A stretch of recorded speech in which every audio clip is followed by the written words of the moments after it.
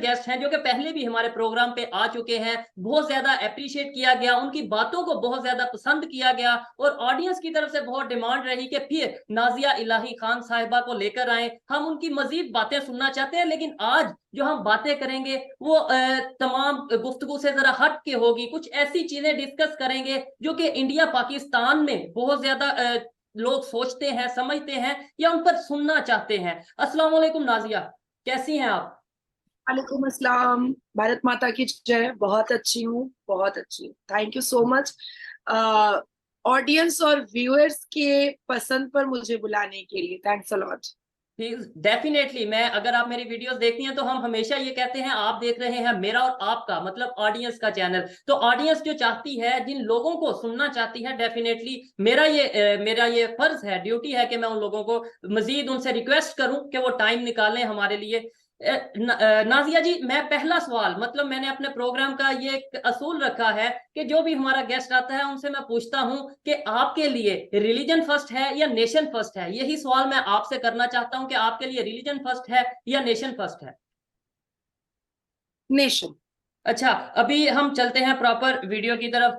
कुछ टाइम पहले जो अमेरिका के एक्स प्रेसिडेंट थे ओबामा, उन्होंने स्टेटमेंट दी थी इंडिया को लेकर के इंडियन गवर्नमेंट को चाहिए कि वो अपनी माइनॉरिटीज के ऊपर ध्यान दें। और अभी एक दो दिन पहले चाइनीज मीडिया ने इस चीज को दोबारा, इस चीज को सेकंड किया है और बोला है कि मतलब इंडिया को चाहिए माइनॉरिटीज के ऊपर ध्यान दिया जाए। क्या कहना चाहेंगी आप?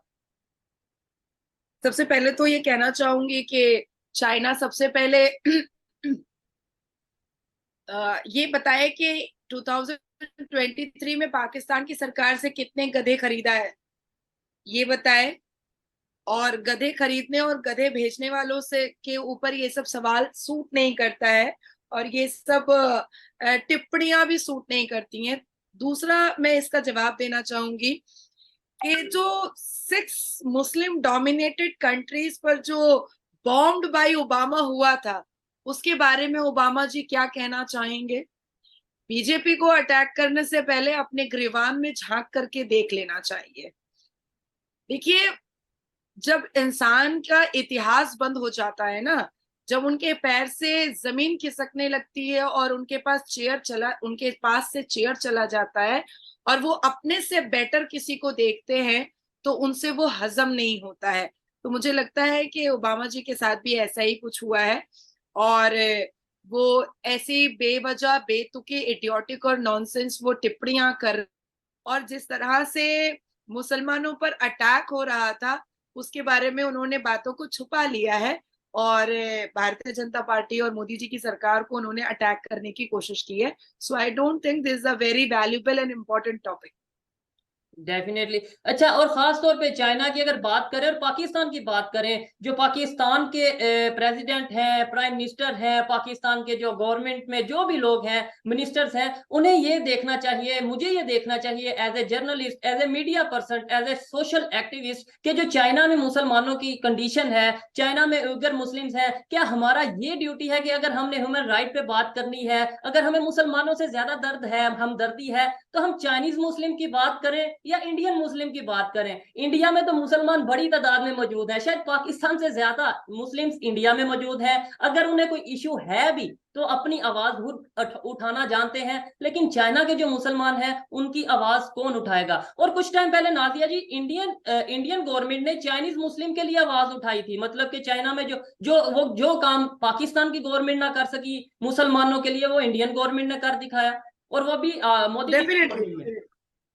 डेफिनेटली। इवन मैं आपको ये कहना चाहूंगी कि अब चाइना में जो भी कुरीतियां और दुर्नीतियां हो रही हैं, या हालिया में जो हमारे पूरी दुनिया को कोविड-19 से जो जूझना पड़ा है, कोरोना वायरस से जो जूझना पड़ा है, तो China was the industry to create, to invent that virus ना। तो चाइना का नजर बिल्कुल झुका हुआ रहना चाहिए। And this is the reason कि चाइना का एक बॉटल खरीदने से पहले भी इंसान डर जाता है कि बहुत जल्दी टूट जाएगा। और हमारे हिंदुस्तान में देखिए, हमें दर्द, सभ्यता और संस्कार का बहुत ज्यादा ख्याल रहता है, इसलिए जो कोई भी दर्द में होता है हम आगे बढ़ जाते हैं। लेकिन चाइना इज चाहे नॉट आवर पाकिस्तान के लोग कॉम्पिटिटर। चाहे पाकिस्तान दर्द में हो तो भी आप आगे बढ़ेंगे? अब चाइना में अजमल कसब नहीं पैदा हुआ था ना, चाइना में हाफिज सईद नहीं पैदा हुआ था ना, चाइना में उसामा बिन लादेन तो पैदा नहीं हुआ था ना, चाइना में तो अजमल मुजाहिदीन जैसी चीजें तो नहीं हुई ना। तो चाइना जो है वो स्मार्टली चीजों को करता है, और पाकिस्तान जो करता है ना वो देहाती और गधेड़ों की तरह चीजों को सामने लेकर के आता है, और खुद के जाल में खुद ही फंस जाता है। आज जिस शरिया लॉ और इस्लामिक देश जो पाकिस्तान खुद को दिखाना चाह रहा है, और सबसे किनारे हो चुका है, सारी दुनिया ने उसको पीछे छोड़ दिया है। तो मैं उस पर एक कोट मैंने निकाला है कि तुमको अब अल्लाह ही रखे, तुमको अब अल्लाह ही चखे पाकिस्तान। अब तो तुम अल्लाह के हवाले हो। अगर अच्छे हालत में हो तो अल्लाह ने तुम्हें संभाला, और अगर बुरे हालत में हो तो अल्लाह का कहर नाजिल हुआ पाकिस्तान पर। अब फिर से आ जाते हैं हम चाइना पर। China is not our competitor. Population में भी अगर आप गूगल में सर्च कीजिएगा तो हम चाइना से ज्यादा हैं।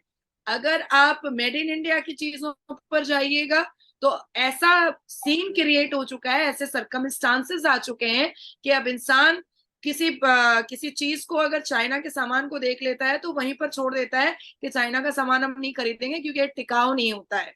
तो इंडिया से चाइना का कोई तोल और मोल ही नहीं है। अगर चाइना अगर को हम जमीन समझते हैं तो इंडिया को हम आसमान समझते हैं। हालिया में हमने सुना था कि यूएस ने इंडिया मेड इन इंडिया का 5G के लिए उन लोगों का मेमोरेंडम ऑफ अंडरस्टैंडिंग हो रहा है। उसके बाद फिर अभी यूपीआई के लिए और जितने भी ऑनलाइन ट्रांजेक्शन है उसके एप्स के लिए मेमोरेंडम ऑफ अंडरस्टैंडिंग हो रही है। तो made in India is very developed right now. और देखिए ये जो हिजाब पर लोग इतना चिल्लाते हैं, और खास करके मुसलमान देश इतना चिल्लाते हैं, ये कॉटन, ये हैंडलूम, ये तात, ये कहाँ से आया है? ये हिंदुस्तान का ही तो उपजाया हुआ चीज है। ये तो हिंदुस्तान की चीजें हैं। आप जो कॉटन के कपड़े पाकिस्तान में 3,000 4,000 में खरीदते हैं, हम यहाँ 600 700 रुपए में खरीदते हैं।